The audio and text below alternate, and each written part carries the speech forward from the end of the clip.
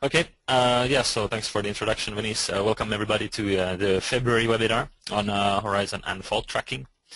So, as the title says, today I will mainly focus on the workflows for horizon and fault tracking, but also we'll have a look mostly at things you can do under the general public license, which means that this is the free part of OpendTect that anybody can download and use. But also I'll show you briefly some more advanced horizon interpretation methods. But these require then the license for our commercial plugin, mainly the deep steering plugin.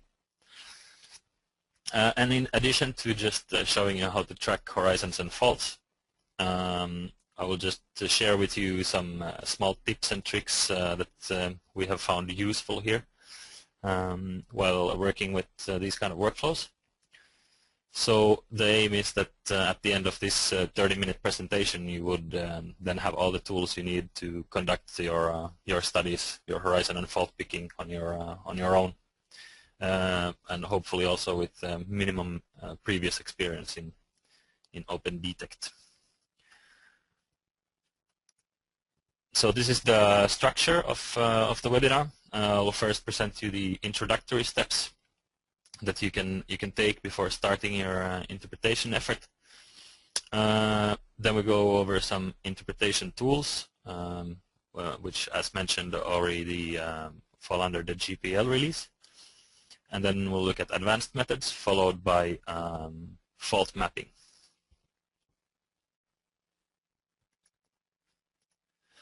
So you could view this horizon and fault mapping as the kind of first step in the seismic interpretation effort. Of course, aims at building your understanding of your data set. And as said, many of these tools that we present today are going to be available under the general public license. And also we'll look at the how we can use the plugin, mainly the deep steering plugin, in some special cases where it might be needed.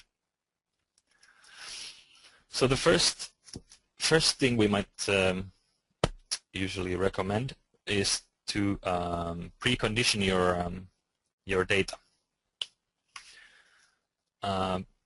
This is mainly you could use smoothing. Smoothing generally helps the tracker to track correctly. Or you could enhance your faults in your volume so that you can see them more easily on your seismic data. This also, of course, helps you map your faults. These are, of course, optional workflows. And if you're interested in seeing more on the workflows, how to smooth your data and enhancing faults and so forth, I would suggest that you have a look at the Attributes and Filtering webinar from 2012 and the Discontinuity Attributes for Fault Mapping from 2011. And these both are available on our website, dgbes.com or opendetect.org under the support, and there you can go under support to browse the videos. There you find the videos. Another very good thing to do is to preload your data that you will use for your interpretation. This will speed up slicing through the volume quite considerably, especially when working with crosslines. It's also important to remember here that you should work within your computer capabilities. If you run out of memory, then it will be a problem. Then we can also set the scene to this kind of pseudo 2D view, so that we view not in a perspective view, but with an orthogonal view. And then we have icons where you can snap the view to either inline or crossline or map view or so forth. This also aids your interpretation effort. Then the keyboard shortcuts are very useful. This is something I would personally recommend to all of you to become familiar with if you use OpenTect for interpreting horizons and faults. We have both customizable shortcuts and also those fixed kind of shortcuts that are predetermined. the real benefit of this is that you will be able to completely focus on the event and the section that you're interpreting without moving your focus away to the arrow key that moves the slice forward or backward or so forth. This is also quite helpful. And last but not least, it's also good to save often, but also to save multiple versions of your horizons so that you have a, say the line interpretation will be one version, and then when you start gridding and auto-tracking, you will perhaps want to write it to a new file. So that's this is basically these kind of steps that we can recommend that you take before you start interpreting your horizons. Let's have a look at the keyboard shortcuts quickly, just the overview. If you're familiar with OpendTect, then these might be these might be known to you. But global kind of function keys, escape, and then a customizable keyboard shortcut for moving slice back and forward. Then when we interpret horizons and faults, we have a number of control and shift and click combinations, which you can see here what each of them does. I won't go through all these now in detail. We'll actually have a look at how these work when we're demoing. So next, let's have a look at the interpretation tools we have. So when you start a new horizon, you will of course right-click the horizon in the tree and choose New. Or if you have an existing horizon that you want to continue with, you would load it and choose to start tracking. And once you do this, you will see that a toolbar at the bottom becomes active. And here we have a number of tools available, which I will present to you now. So if we hit this icon, we will get the tracking setup dialog with 5 different tabs. Here you can first specify if you want to track in volume in 3D, or if you want to do just line tracking on that section that you're working with. Or then if no tracking is working, then we can of course also use a line manual, which will only follow your drawing. The next is the Event tab, where we select the data to use for tracking. Event type, we can choose either peak, trough, or any zero crossing. Then specify a search window, a time gate. And then we can we have a number of different options here what to do if to use a cutoff amplitude or a relative difference for the tracked event. And then if tracking fails, we can choose to either extrapolate or stop. The Similarity tab allows us to use a kind of a cross-correlation tool. So it's basically just a trace segment that is extracted from the last tracked point, which is compared to a neighboring trace point within a comparison window. So this usually also helps track successfully. Next is just basic properties, where color, seed shape, seed size, and so forth. And then last, we can use dip steering also. If you have the plugin, you can use this to aid the tracking.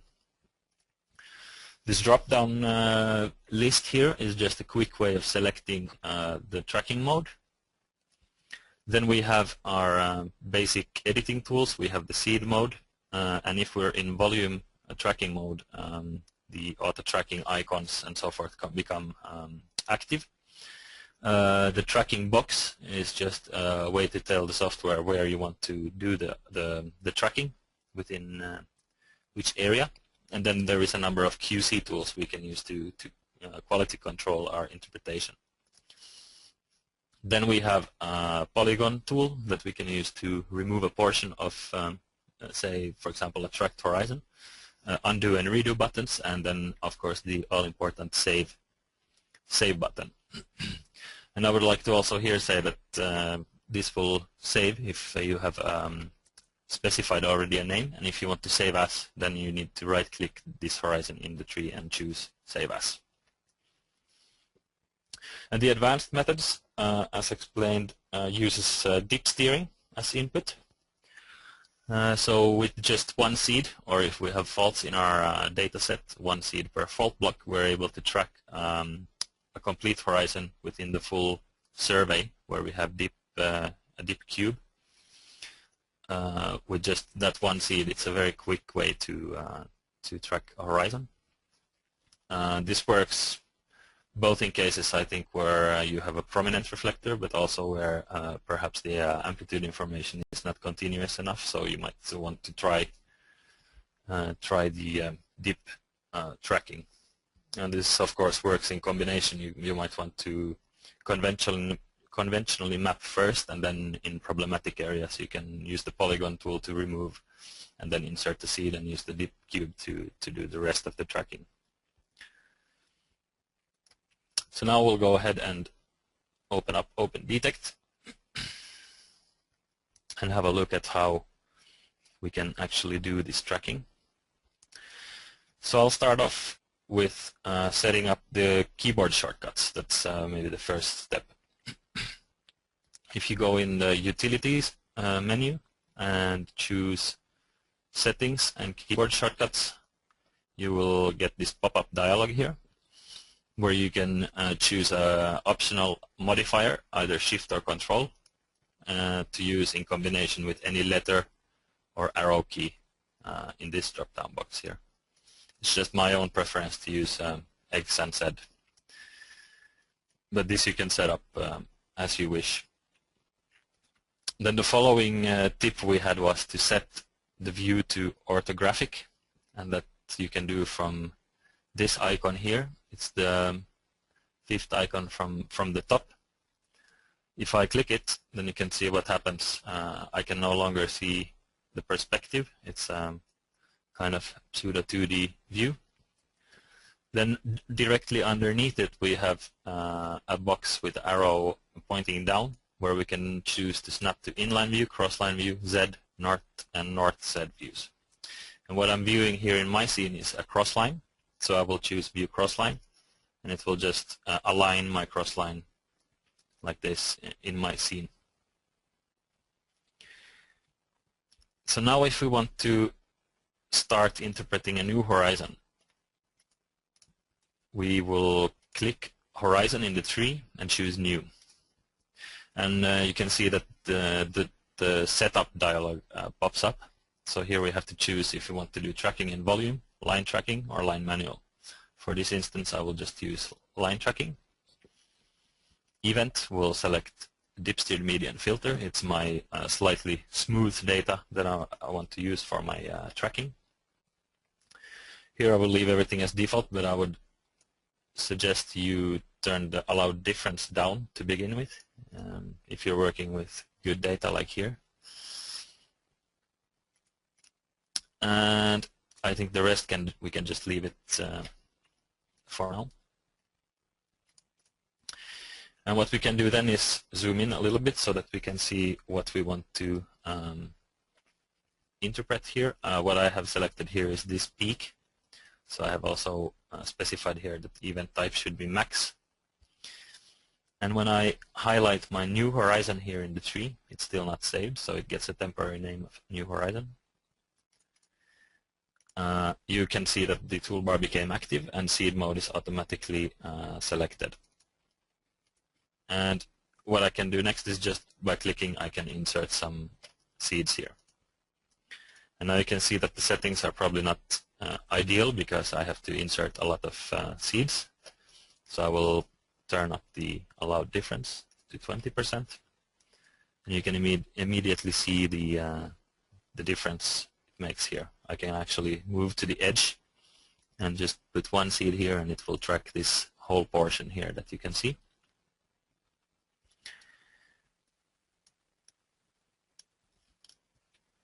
I will dismiss this for now so we can see. And as maybe already now we can save this horizon as. So I will right click and choose Save As and give it a new name. So we'll call it Webinar Demo. Check Replace in Tree, and it's replaced in the tree with this new horizon. Now I want to move to the next cross line. So what I will just make sure is that this cross line was the one that was lastly highlighted, so that my keyboard shortcut will work on the cross line and not other elements I have loaded here in the tree. So if I click X, I will go forward. Now you can see that the section went forward by 10 steps, which was specified here. But we can still see the horizon here, and it's kind of in the way. So what I want to do is I want to show this as at section only. So from display, I can choose view only at section. And now you can see it disappeared. And now I can go ahead again and click input some seeds here. Now you see my settings are pretty good because I only need 2 seeds, and it will successfully track this horizon on this line. And like this, we go forward or backward, whichever way you prefer, and insert seeds. And then after a while, we might want to switch to inline because perhaps we want to QC it. You could, of course, also do it the other way. You could start on interpreting on inlines and then view it on crosslines. And if we tilt the view a bit, we can see the inline. Now I will use this icon and choose View Inline, and it will snap the view. And when I zoom in, I can see dots. And these dots on this event represent those lines I tracked previously on the cross lines. So just like on the cross line, we just go ahead and drop some seeds here, and you can see it also tracks on the inline. And I will highlight the active inline, and then I will move backwards or forwards again and do the same. And now what I've been doing is I've been using line tracking. And now if I want to auto-track this, if I want to fill in these spaces in between, what I can do is I can switch to volume track. And now you can see that the AutoTrack icon becomes active, which enables me to auto-track. I have already gone and created the same event, but with a bit sparser interpretation, but in a bigger area, both on inlines and crosslines. So you can see these yellow dots represent my interpretation here.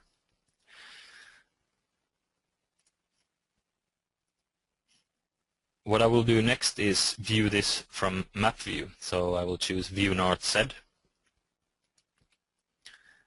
And now you can see on sections where I have my interpretation, I can view this horizon in full. So I will right-click it in the tree and choose Display in Full. And now we can see where exactly we have interpreted lines in this data set. I also need to start tracking for this one. Yeah, and now we can see the seeds. So for this one I will choose tracking in volume, because now I want to fill in all this empty space here.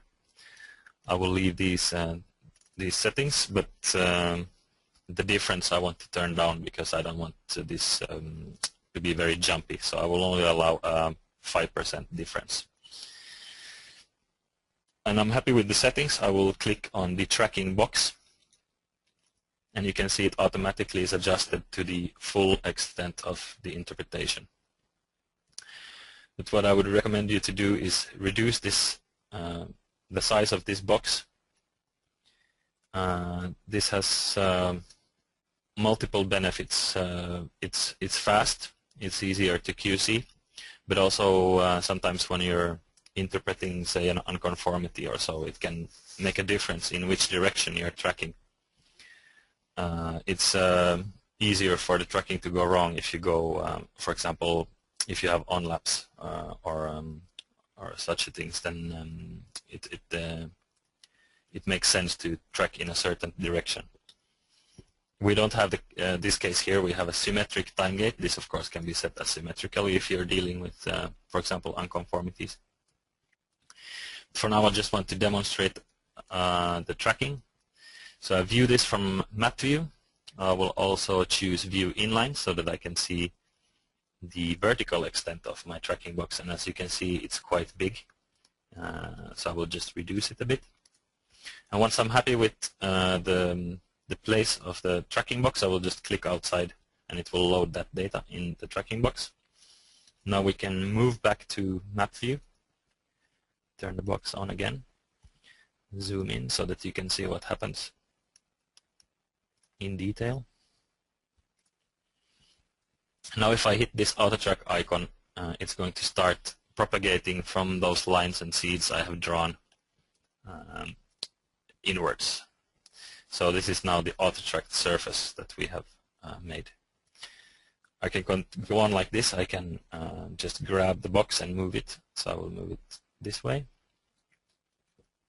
and click the AutoTrack again.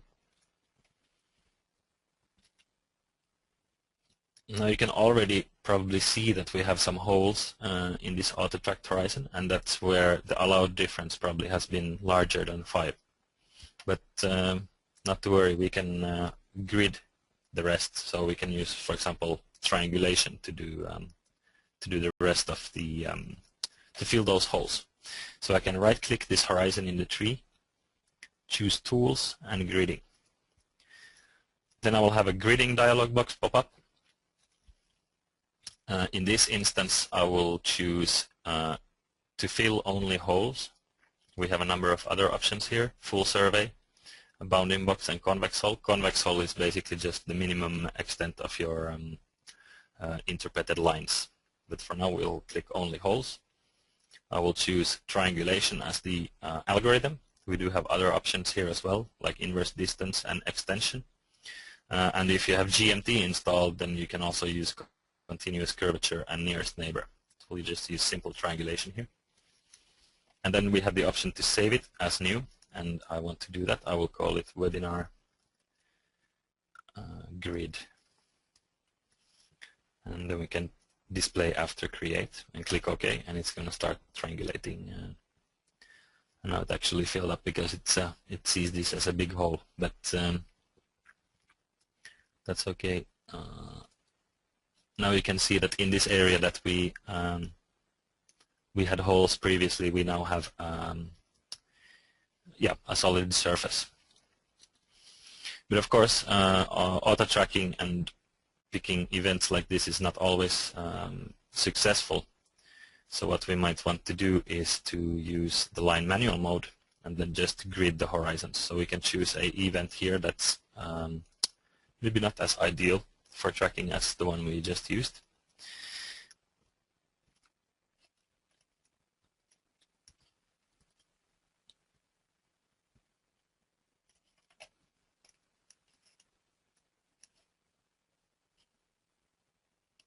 So I will move, I have already started drawing this, so I'll just move my inline into that position.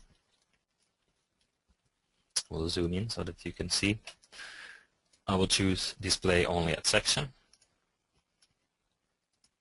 And for this one also I need to start tracking. And it will pop up this warning saying that I need to check my settings. That's okay, it's line manual, so it's not going to look at any of the data for tracking. And in line manual mode,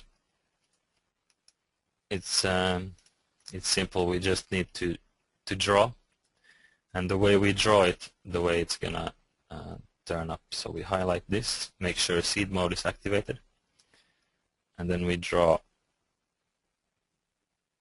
where we want the horizon to be. So we can just follow this with click and drag.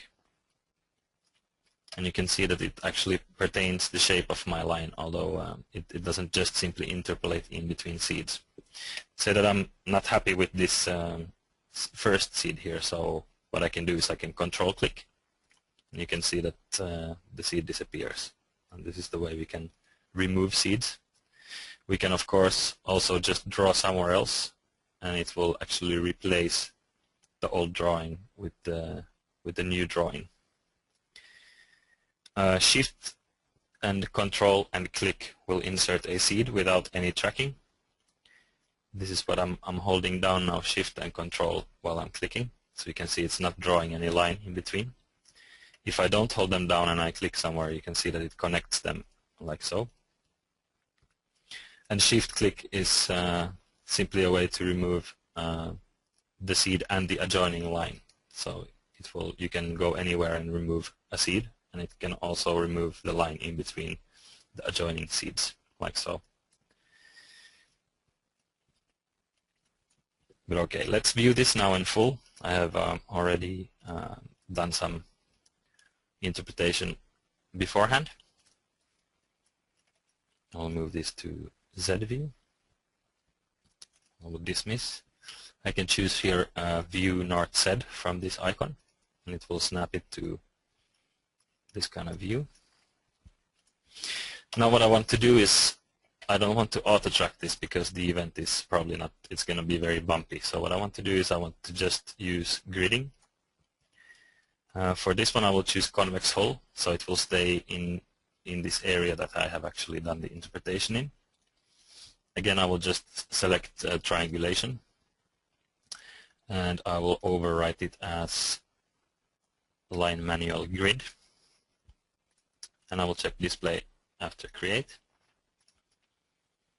and you can see that now it has connected those interpretations and created a grid. But now it's very bumpy.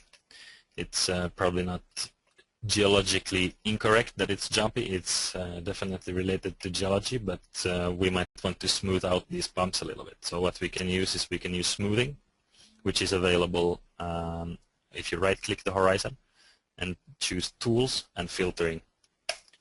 We have the option of using a median and an average filter. And for this example, I will show you the median filter. It's a good one to use. It's edge preserving. I will increase the filter step out to 5 by 5, so 5 cross lines and 5 inlines, median value. And I will again save it as a new horizon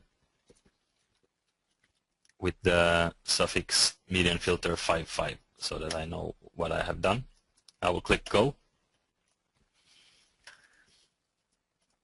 And when I dismiss, you can see the end result. It's a smoother version of that horizon that we had interpolated just now. And that's basically the basic workflow of tracking horizons in OpendTect. But as mentioned, we can also use more advanced techniques. So by just drawing one seed per fault block, we can track a horizon. And what I've done here is I have already previously tracked this horizon, but I can show you the workflow how to do it. I will choose View Inline. And here you can see that we have, when I zoom in, you can see that we have a fault in the center of this display. And this fault has also been interpreted previously. So from processing Horizon Cube, I can access the control panel. And the second item here is called Horizons from Steering Cube. I can create, but I can also edit. In this instance, I will choose Create, click Go. And we'll have a couple of options to set up here. We have to input the steering cube, which it will use as input. So for this one, you should use a detailed steering cube.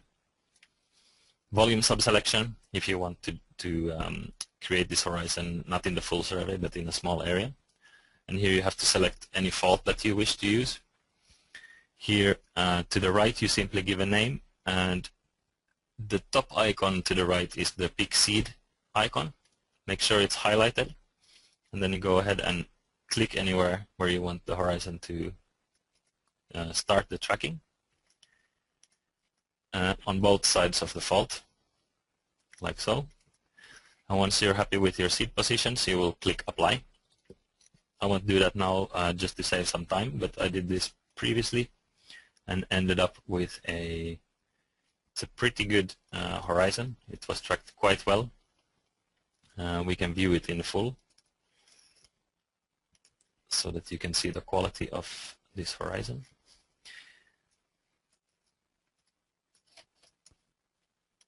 I will snap to View North Z view so that we can see just the grid.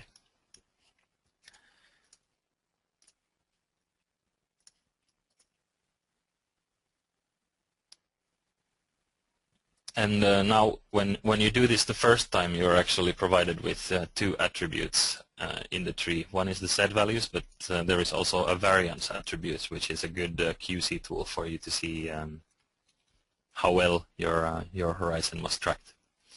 So this is something you might want to test on your dataset, but for this you will need the dip steering and horizon cube plugins. So that concludes the horizon tracking demo. Let's go back to the presentation and have a look at fault mapping in OpendTect.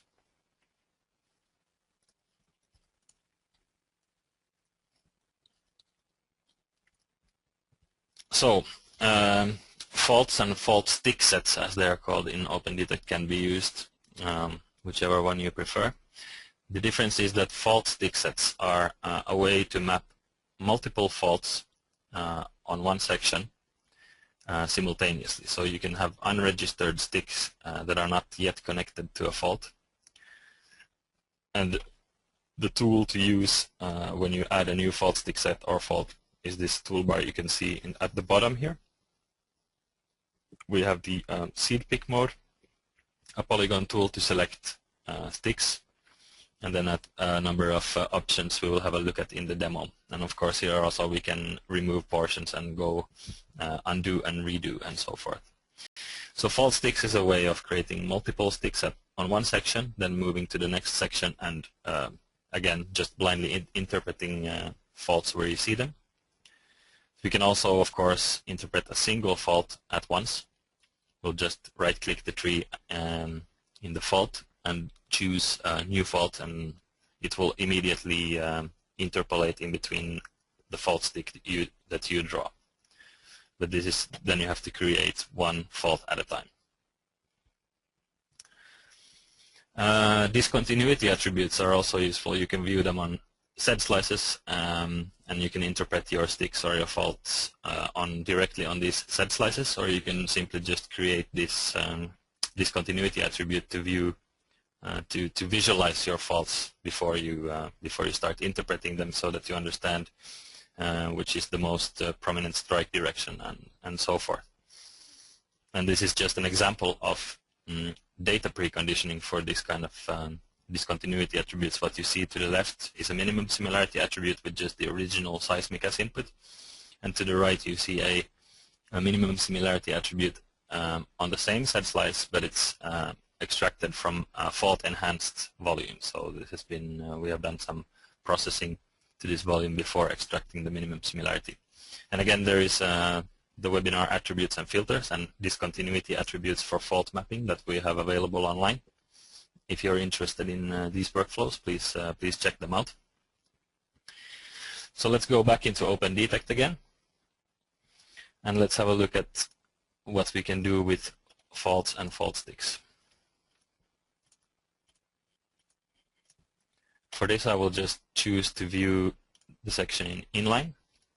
And the reason I'm using an inline and zooming in here is that you can see these multiple faults here on section. The reason I have chosen to map these on inlines is because before starting I inserted a Z slice on that cut through these faults. And if I view that Z slice from top,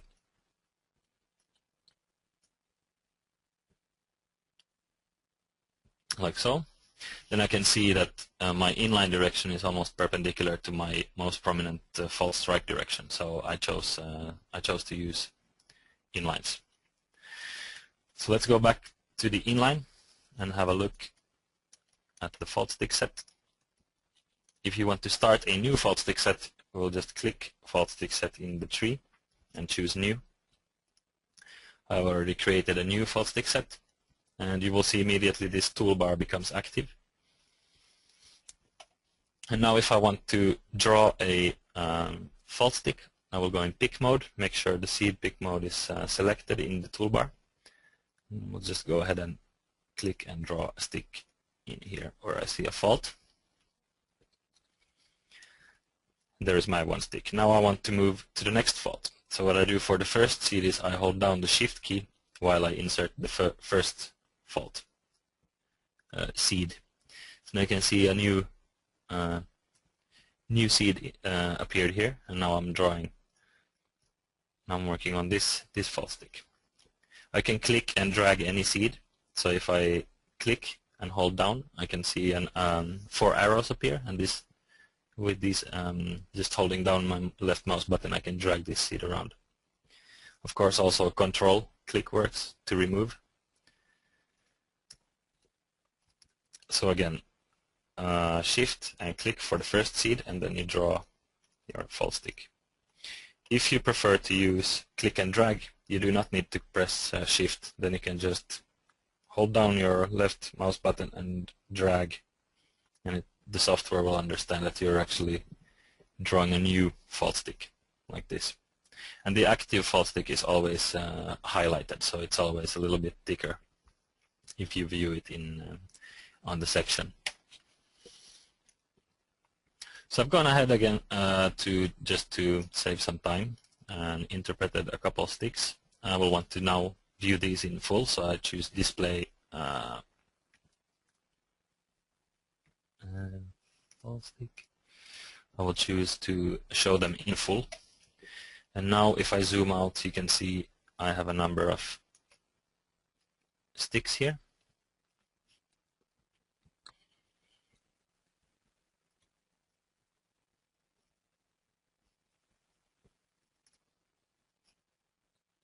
But now this will be very hard to connect these sticks, so I need to rotate my view so that I'm in an optimal direction, so that I can see which fault stick connects to which.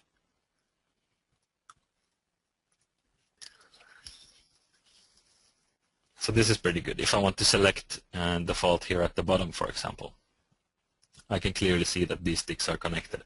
So what I do is in the toolbar, I select the polygon tool. So I click it. Now you see that the seeds turn pink.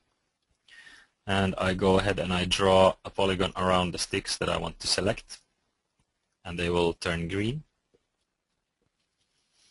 And now I have some sticks selected. So now I have a number of options here in these drop-down menus. I can either copy or move this selection that I just made to create a new fault, single fault, or I can move it to a new fault stick set also. I can create a single new fault. I can create a new in series. The series is just the software will number them for you, so you don't need to keep track of numbers. You can merge with existing fault or fault stick set, and you can also replace. So in this field, I will just give it a name, so I will call it Fault 1 Webinar. And I can choose any color for this plane that I want to create. And when I hit Go, you can see that it appears in the under faults in the tree. And now actually what I have here is a three-dimensional plane created from these selected sticks I just selected. Of course, also mistakes happen when you try to select your fault sticks. So say I draw the polygon like so, and I select, by mistake, I select too many sticks. I select sticks that don't belong to this one fault. What I can do is I can hold down Control while I draw the polygon, and it will deselect the sticks within that polygon, like so. So this is a good way. You can select and deselect as much as you want before you create your faults. And as mentioned, of course, we can create single faults any one time.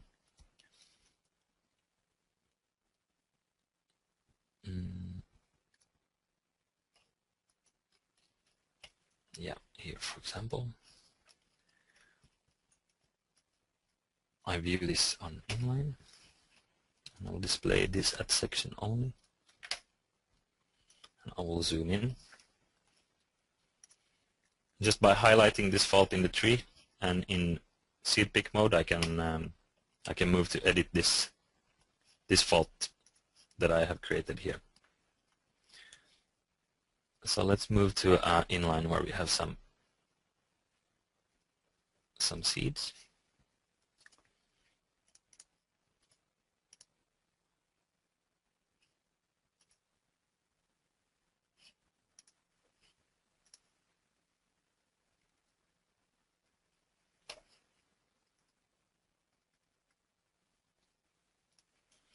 With this, you can see the fault. I can go ahead and draw seeds, and they will be immediately connected to this one fault. So this is a way of creating, if you have just one single fault you want to quickly interpret, you can just create the plane immediately, so that you end up with something like this. In this dataset we have this one very prominent big fault here.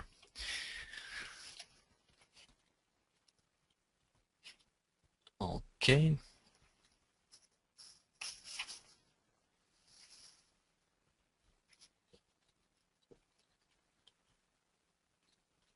So let's go back to the presentation. And next is the wrap-up of this presentation. So what I've showed you now is the complete set of tools that you will need for interpreting either faults or horizon. A majority of these things, of course, fall under the general public license, which you can just download the software, give it a go, try it out. And also we have looked at fault stick sets and faults, how to use fault sticks for multiple faults, and how to create single new faults. And also some tips and tricks, such as setting up keyboard shortcuts, viewing the scene in a pseudo 2D way, and then also preloading data and preconditioning your data. And that I would like to thank you for your time. Now I think we will open up for Q&A with Venice, but if there is anything that you can think of at a later time that you want to get answered, you can always write to us at support@dgbes.com, and we will get in touch with you. So thank you very much. Now back to you, Venice. Okay, thank you very much, Kristoffer. I think this was a great presentation.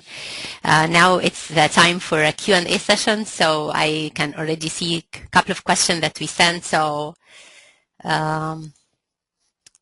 we have one here that I'm going to assign to Frizo. And it's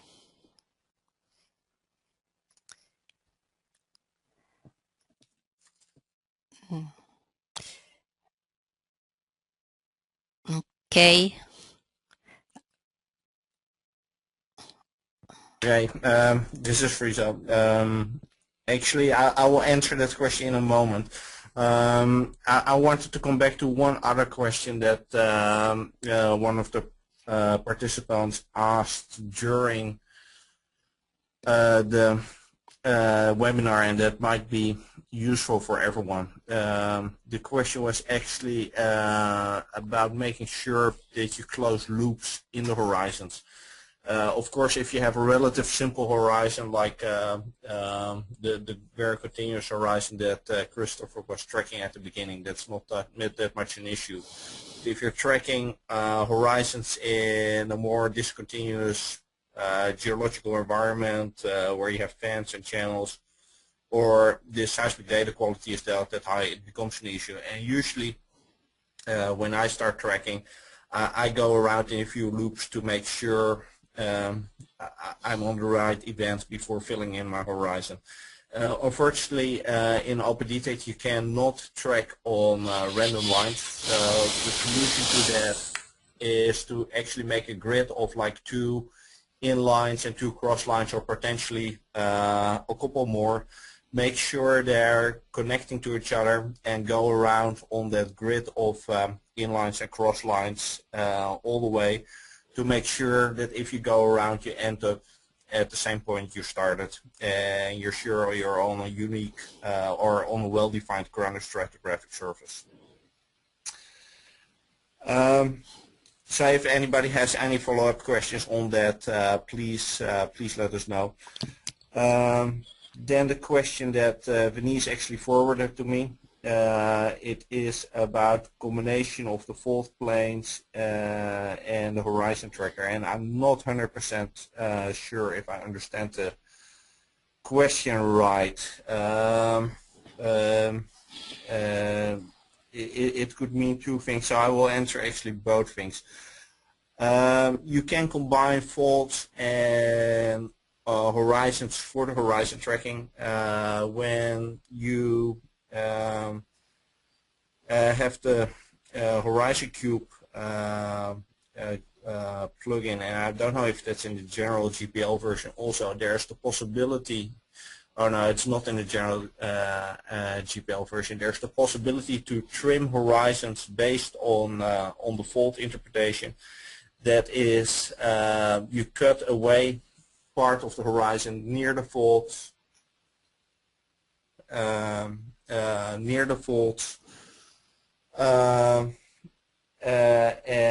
then you use the dip steering to propagate the horizon back to the fault, and it makes a watertight connection and it makes a clean jump over the fault. And that is also used in the advanced dip steered workflow that Kristoffer demonstrated. The other interpretation of the question is, yeah, okay, I see it. Is if you can put a fault plane in the horizon tracker and AutoTrack them.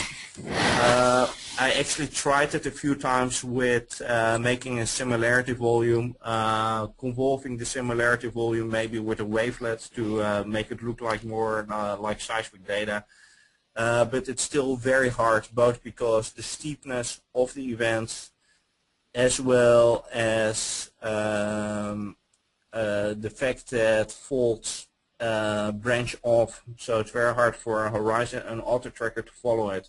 On that matter, we are working on an automated fault mapping algorithm based on making a dip steering volume of faults, but that's still in development. We have a prototype here, and we expect that to be released somewhere in 2013, maybe early 2014. So that is something we're actually working on. Well, I guess there was a lot of talking, so I give it back to Venice now. Friso, if I may just add, I went ahead and just started up the trim module. I can just present it very quickly. It's a very simple. Oh, sure. I hope everybody can see it now. It's indeed a part of the Horizon Cube plugin, and it's very simple. We just select a input horizon, so something that we have tracked, say, across faults, which we want to cut the horizon at fault.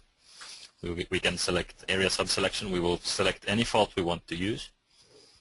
And now nowadays we have actually different modes, so we can trim and retrack, which means that we will first remove, and then we'll use a steering cube to track and make the horizon watertight with the fault.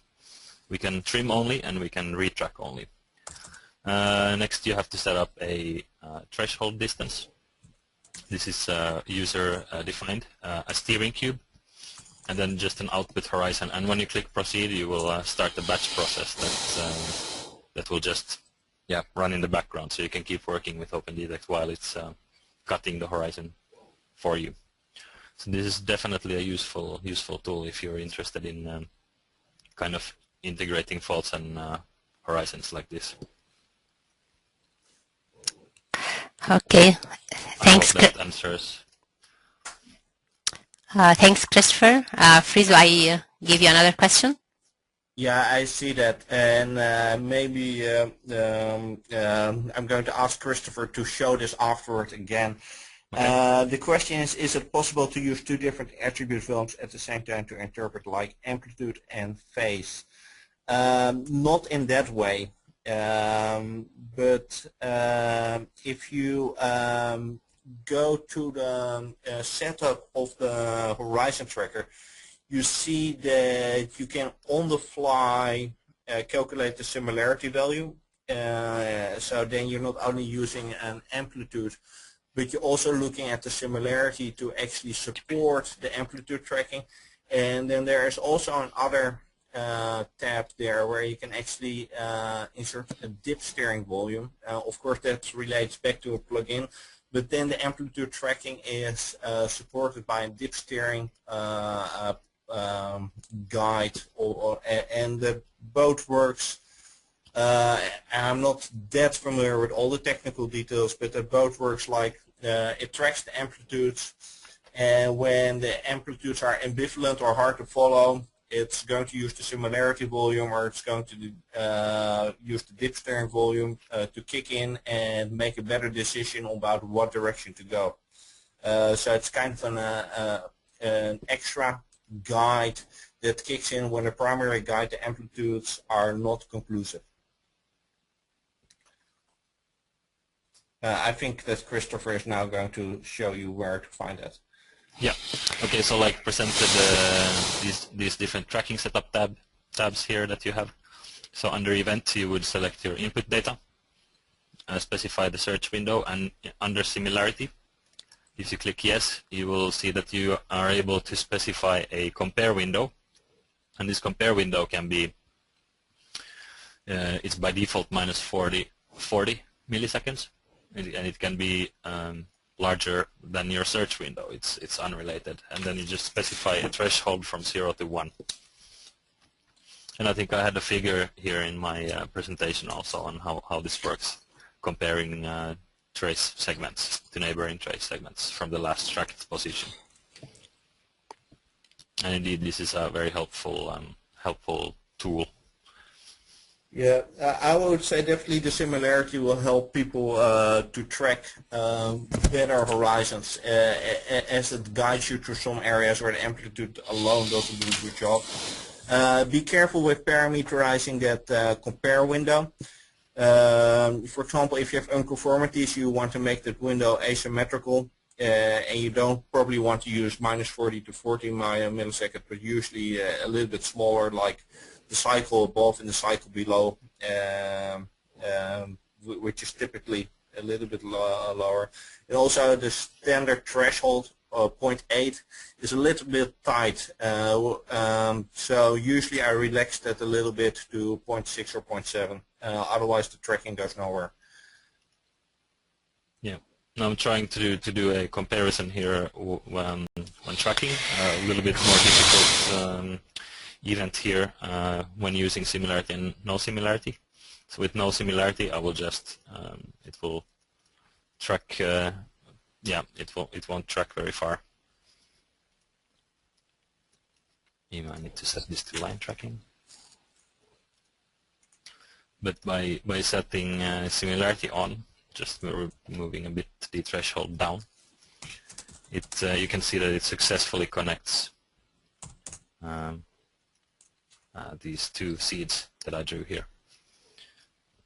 And again, if I turn it off and I put the seed back there, it's gonna unsuccessfully. It cannot connect because my time window set here in the event tab is probably too small. But I can keep this small time window and set the similarity, the search window, compare window, sorry, to higher, so it's minus 40 to plus 40. And you can see the difference that makes. So I hope that kind of explains a little bit more about this option also.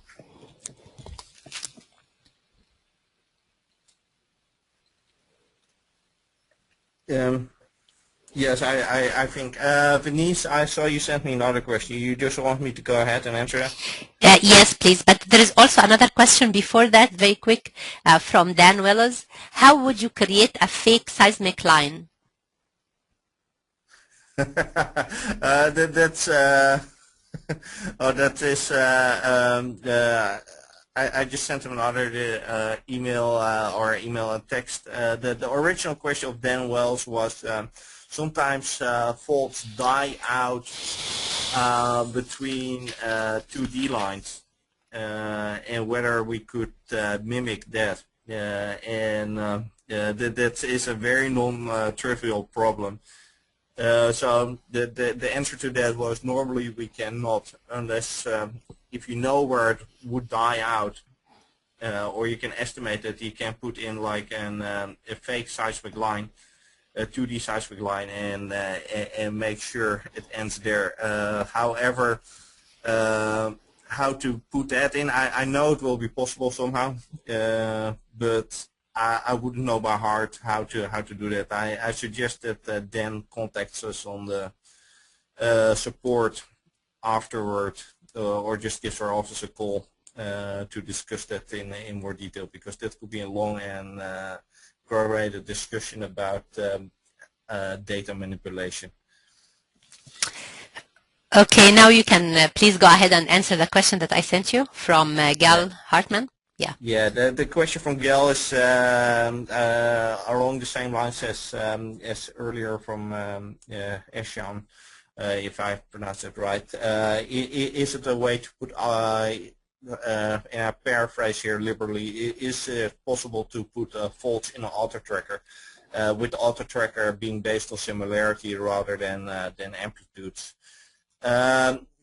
As such, I mean, using the same principles as the horizon tracker, it's very hard. We tried that because of the steepness of the events and because faults are branching out both in the vertical plane as well in the lateral plane when you have shear and splinter faults. It's very hard for an AutoTracker to follow a certain fault plane. It doesn't know what to do. But we're actually working on an AutoTracking algorithm that does exactly that. That is going to extract faults based on the similarity or similar volume, and basically outputs fault sticks, and then it's up to the user to decide which fault sticks, how to combine those fault sticks again to certain faults. That is currently it's kind of left the research phase, and it's currently being prototyped for production phase. So a fault AutoTracker, AutoMapper, it's in the works, but it's based on a little bit different principles than horizon AutoTracking, because you cannot translate those principles one-on-one. Okay, Friso, I think Hiten needs more explanation to his question. So if you can read the question that I just passed to you.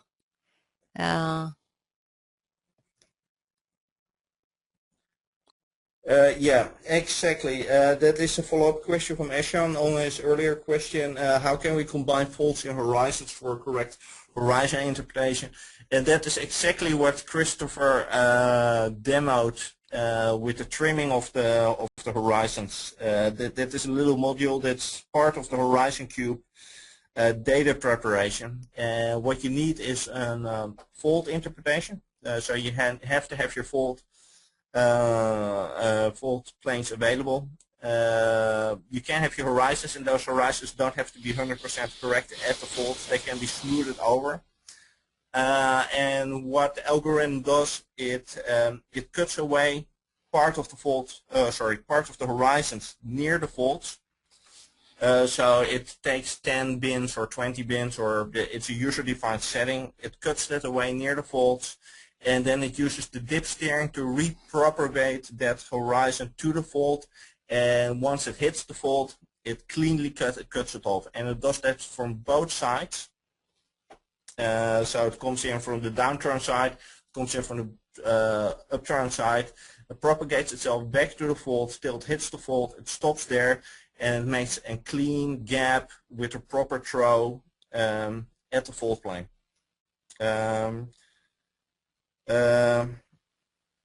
So that is what happens in that trimming algorithm. I hope that, Eshan, that answers your question.